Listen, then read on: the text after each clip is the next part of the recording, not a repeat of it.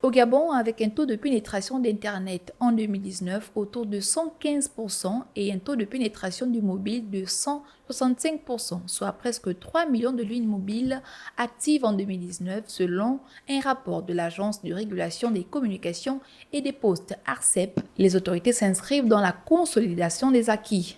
Ce, d'autant plus que le marché des télécommunications dans le pays est désormais caractérisé par la connexion des principaux centres urbains à la technologie 3G, 4G.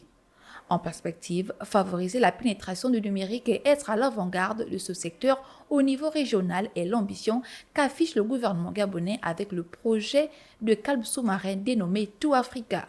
La rencontre de l'immeuble du 2 décembre en présence de plusieurs ministres a donc permis d'évaluer les projets engagés et mis en œuvre, notamment dans le secteur des infrastructures numériques. Plus que par le passé, l'accès à Internet connaîtra une intensification avec la pose de ce nouveau câble, le plus grand projet de câble sous-marin au monde. Pour Raymond Sima, l'atteinte des objectifs pour la mise en œuvre de ce projet exige que les différents acteurs, en particulier les opérateurs mobiles, la Société du patrimoine, des infrastructures numériques et l'ARCEP, s'accordent sur des principes encore ignorés de certaines parties prenantes.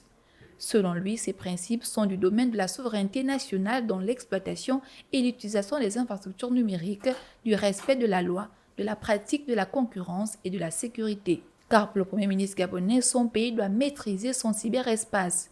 Il faut donc que chaque acteur joue pleinement son rôle conformément à la volonté des plus hautes autorités du pays.